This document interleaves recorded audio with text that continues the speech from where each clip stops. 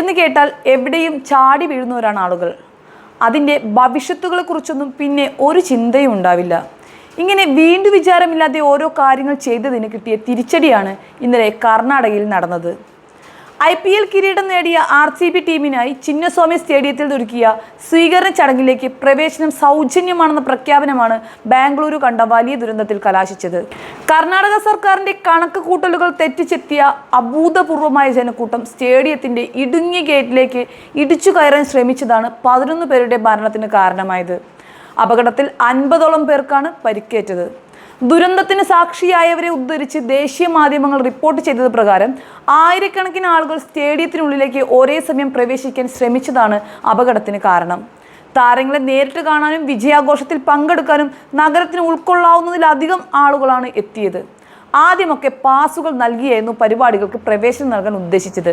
എന്നാൽ വളരെ കുറച്ചു പേർക്ക് മാത്രമേ പാസുകൾ കിട്ടിയിരുന്നുള്ളൂ. അതോടുകൂടിയാണ് പാസില്ലാതെ പ്രവേശിപ്പിക്കാമെന്ന ആശയം വന്നത്. അതാണെങ്കിൽ ഇങ്ങനെ വലിയൊരു ദുരന്തത്തിൽ കലാശിക്കുകയും ചെയ്തു. ഗേറ്റുകൾ തുറന്നിട്ടതോടുകൂടിയാണ് മലവെള്ളപ്പാച്ചിൽ പോലെ ആളുകൾ ഇടിച്ചു കയറാൻ ആരംഭിച്ചത്. അതിനിടയിൽ അക്ഷമരായ ആരാധകർ സ്റ്റേഡിയത്തിന്റെ മതിലുകളിലും അടുത്തുള്ള മരങ്ങളിലും ഉൾപ്പെടെ കയറി താരങ്ങളെ നേരിട്ട് കാണാനുള്ള ശ്രമങ്ങളും നടത്തുന്നുണ്ടായിരുന്നു. കർണാടക സംസ്ഥാനത്തിന്റെ പല ഭാഗത്തു നിന്ന് വന്ന 10,000കണക്കിന് ആളുകൾ സ്റ്റേഡിയത്തിനുള്ളിലേക്ക് പ്രവേശിക്കാൻ ശ്രമിച്ചതോടുകൂടി ബാരിക്കേഡുകൾ മറിഞ്ഞു വീഴുകയായിരുന്നു. മാത്രമല്ല, ശക്തമായ തിക്കിലും തിരക്കിലും പെട്ട് ചിലർ ബോധരഹിതരായി നിലത്ത് വീണതോടുകൂടി അവരെ ചവിട്ടി മെതിച്ച് ജനക്കൂട്ടം മുന്നോട്ട് പോയിക്കൊണ്ടിരുന്നു. അനിയന്ത്രിതമായ ജനക്കൂട്ടത്തെ നിയന്ത്രിക്കാൻ പോലീസുകാർക്ക് പോലും കഴിഞ്ഞില്ല എന്നതാണ് ഏറ്റവും വിഷമിപ്പിക്കുന്ന കാര്യം. ഇങ്ങനെയൊരു തിരക്ക് പ്രതീക്ഷിക്കാത്തത് കൊണ്ട് തന്നെ ആകെ 5000 പോലീസുകാരെയാണ് 3 ലക്ഷത്തിലേറെ ആളുകളെ നിയന്ത്രിക്കാൻ വിന്യസിച്ചിരുന്നത്. മുഖത്തും തലയിലും നെഞ്ചിലുമൊക്കെ ചവിറ്റിയിട്ടാണ് പലരും മരിച്ചത്. റോഡുകളിലെ തിരക്ക് കാരണം ആംബുലൻസുകൾക്ക് അടിയന്തരമായി എത്തിച്ചേരാനും പ്രയാസം നേരിട്ടതും ദുരന്തത്തിന്റെ വ്യാപ്തി കൂട്ടുകയാണ് ഉണ്ടായത്.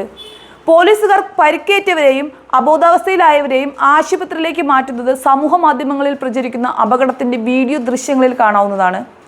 സംഭവത്തിൽ കർണാടക മുഖ്യമന്ത്രി സിദ്ധരാമയ്യ മജിസ്ട്രേറ്റ് തലത്തിലുള്ള അന്വേഷണം പ്രഖ്യാപിച്ചിട്ടുണ്ട്. അപകടത്തിന്റെ കാരണവും അദ്ദേഹം വാർത്താ സമ്മേളനത്തിൽ വിലയിരുത്തുകയുണ്ടായി. പ്രതീക്ഷിച്ചതിനേക്കാൾ കൂടുതൽ ആളുകൾ ചടങ്ങിനെത്തിയതാണ് ദാരുണമായ ദുരന്തത്തിന് കാരണമായത് എന്നാണ് മുഖ്യമന്ത്രി വിശദീകരിച്ചത്. ചിന്നസ്വാമി സ്റ്റേഡിയത്തിന് 35,000 ആളുകളെ മാത്രമാണ് ഉൾക്കൊള്ളാൻ കഴിയുന്നത്. എന്നാൽ സ്റ്റേഡിയത്തിലെത്തിയതാകട്ടെ 3 ലക്ഷത്തിലേറെ ആളുകളും. മരിച്ചവരുടെ ആശ്രിതർക്ക് 10 ലക്ഷം രൂപയും പരിക്കേറ്റവർക്ക് സൗജന്യ ചികിത്സയും സർക്കാർ വാഗ്ദാനം ചെയ്തിട്ടുണ്ട്. ദുരന്തം സംഭവിക്കാൻ പാടില്ലാത്തതായിരുന്നു എന്നും ഉത്തരവാദികൾക്കെതിരെ കർശന നടപടി ഉണ്ടാകുമെന്നും വാർത്താ സമ്മേളനത്തിൽ മുഖ്യമന്ത്രി പറയുകയുണ്ടായി. മുഖ്യമന്ത്രി സിദ്ധരാമയ്യയെ കാണാൻ RCB ടീം അംഗങ്ങൾ പോയ വിധാൻ സൗദിക്ക് പുറത്തും വലിയ ജനക്കൂട്ടമുണ്ടായിരുന്നു. ഇവിടെയും ജനക്കൂട്ടത്തെ നിയന്ത്രിക്കാൻ പോലീസ് പാടുപെടുകയായിരുന്നു. 18 വർഷമായി കാത്തിരുന്ന കിരീട നേട്ടം വലിയ ദുരന്തത്തിൽ കലാശിച്ചതിന്റെ നടുക്കത്തിലാണ് ബാംഗ്ലൂരു. രാത്രിയോടെ തിരക്കൊഴിഞ്ഞ ചിന്നസ്വാമി സ്റ്റേഡിയത്തിനകത്തും പുറത്തും പരിപാടിക്കെത്തിയ ആരാധകരുടെ ചെരുപ്പുകളും വസ്ത്രങ്ങളും ചിതറിക്കിടക്കുന്ന കാഴ്ചയാണ് ഇപ്പോൾ കണ്ടുകൊണ്ടിരിക്കുന്നത്. നമ്മുടെ ആളുകൾ എന്നാണ് ഇനി പഠിക്കുന്നത്? ഒരു സെലിബ്രിറ്റി വന്നാൽ അവരെ കാണാൻ ഇത്രയും ബഹളം വയ്ക്കേണ്ട കാര്യമുണ്ടോ? ഇതിനിടയിൽപ്പെട്ട് നമുക്ക് വരുന്ന ആപത്തുകൾക്കൊന്നും അവർ യാതൊരു വിധത്തിലും ഉത്തരവാദിത്വം ഏറ്റെടുക്കില്ലെന്ന് കുറച്ച് മാസങ്ങൾക്ക് മുൻപ് നടന്ന അല്ലു അർജുന്റെ വിഷയത്തിൽ നിന്നും മനസ്സിലായതല്ലേ? ഇനിയും എന്നാണ് ഇവർ പഠിക്കാൻ പോകുന്നത്?